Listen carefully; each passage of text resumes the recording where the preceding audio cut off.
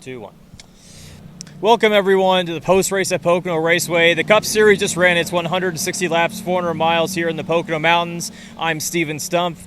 He's Andrew Stoddard. We're a Frontstretch. We brought you a lot of coverage today. And in the end, it was Ryan Blaney who dominated the closing laps of this race to score his second win of the 2024 season, his 12th win of his Cup career, and his second at Pocono. His first came in 2017 with the Wood Brothers, which was also his first ever win in Cup.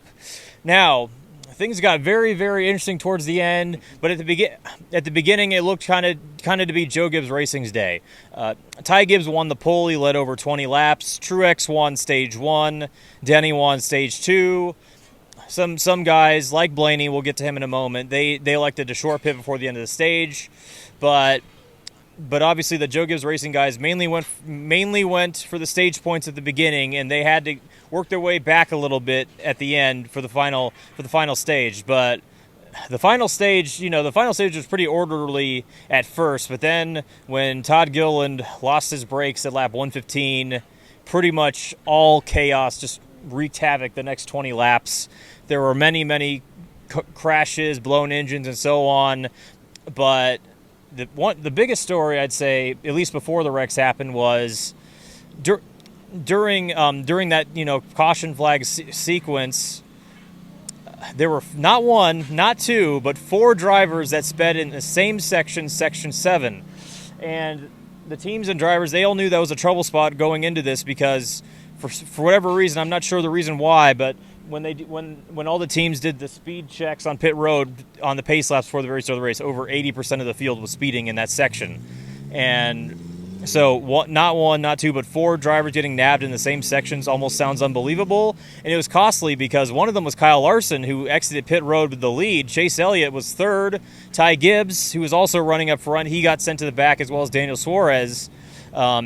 But yes, it was such a bizarre set of circumstances. Andrew, you got to talk to Kyle Larson. He ended up 13th and lost the points lead after this.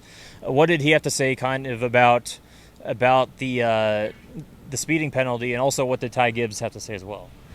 Well, Kyle, he was kind of thrown off by everything in Section 7, which is actually the couple lines behind us here from start-finish line to Ryan Blaney's pit stall right there. He said he wasn't really trying to maximize his lights or his tachometer in pit road, so he was kind of caught off guard by a speeding penalty.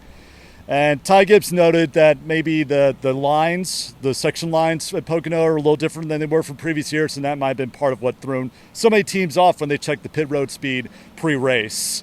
And Jonathan Hassler, the crew chief of the 12, noted that that's something that they didn't worry about for race winner Ryan Blaney because their pit stall was in Section 7. So they were just slowing down for entry and just speeding up for exit. So it was not part of their equation today. That is a great point, and also that was the exact same for Denny Hamlin, who finished second. He wasn't pitting next to Blaney, but he was pitting kind of in the near vicinity, and likewise, he was also going to be slowing down in Section 7 and didn't have to worry about speeding there. But once the field shuffled, once Larson sped, it was Ryan Blaney who got the lead and won the race off pit road per se. He led on the restart, but it was that very first restart that we kind of had the incident that drew all the headlines. Everyone was going 5 wide, kind of going into turn 1. Corey LaJoie has a big run. He goes to the inside of Zane Smith. He then goes to the inside of Kyle Busch. Kyle tries to block a little bit. They make a little contact. And then as they're getting closer to the turn, it appears that Busch holds his line. Then Corey kind of just turns right a little bit, maybe to get back in line for the turn. And that ends up spinning Kyle. And it takes out a whole bunch of other cars in the pack. It took out Stenhouse, Priest, Harrison Burton, to name a few. Hemrick also got a lot of damage. Hocevar, I believe, spun as well. When Kyle Busch was not a man of many words, because when he was asked about, what his thoughts are with the collision, he said, "It doesn't matter what I think." And then, but then he also added he did see LaJoie. He was trying to, get ahead of that run, but in his own words, sometimes some guys just don't lift. So that ended up drawing a lot of the storylines, kind of, especially post-race. But beyond that, we had even more calamity after that. It was then John Hunter Nemechek and Zane Smith crashing the very next restart. Then the very next restart after that, Ty Gibbs blows an engine. Another heartbreaker for him as he's searching for his first Cup win. But yeah, and then at the end it was Blaney, and with Bowman and Hamlin trying to run him down. But in the end, the 12 car was just a little bit faster than those when it counted the most. Yeah, today was definitely a mixture of attrition and strategy, as you brought up, Steve. And I was looking at the final running order. Only 24 of the 37 cars entered finished the race. So 13 in the garage, out of the race. Afterwards, I was actually going through the garage after some of those accidents, and it was a very, very busy place. A lot of people putting up some torn up cars up in the haulers. So a lot of not happy teams there.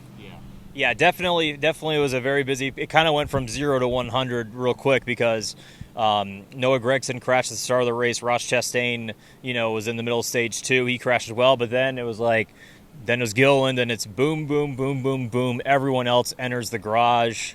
It was definitely a weird set of 20 laps, here at Pocono.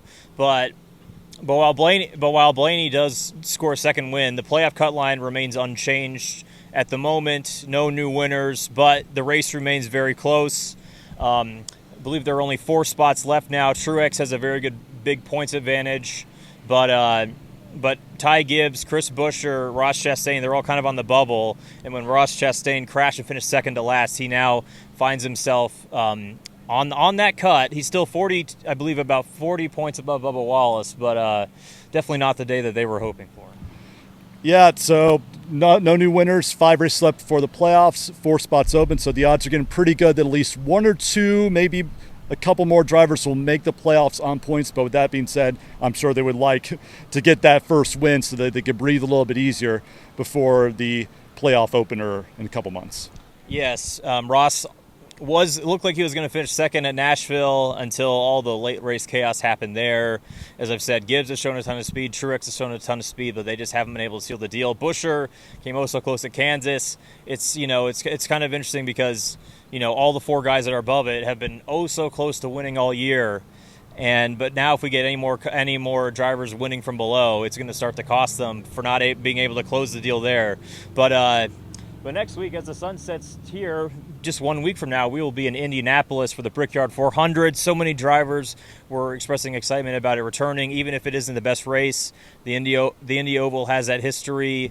It's a crown. They say it's a crown jewel, and it's great to be back. So, Andrew, what are your thoughts heading into that one next week? I'm ecstatic. I'm psyched up. I know that Indianapolis and the Oval in the past hasn't produced the best racing and the most passing, but it's tradition. It's something the fans and the drivers have been calling for, especially on the 30th anniversary of NASCAR's first race in the Brickyard. I'm really amped up for next week. Looking forward to it.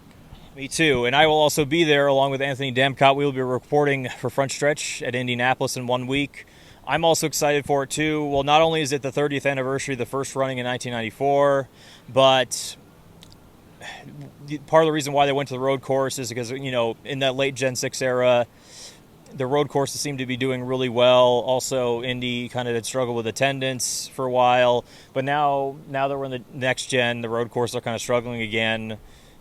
And while there is that struggle and the attendance still isn't great, I really didn't think there was any other reason to keep running it back on the road course. So I'm glad to see the Oval back. He's glad to see the Oval back. So many drivers are happy to see the Oval back. It's going to be one of NASCAR's crown jewels, and it's going to be a very big race to win because the Brickyard's been off a while to where there are only 2 active drivers that have won there. So, and those are Kyle Busch and Brad Keselowski. So odds are we may see a new face, a new team kissing the bricks next week.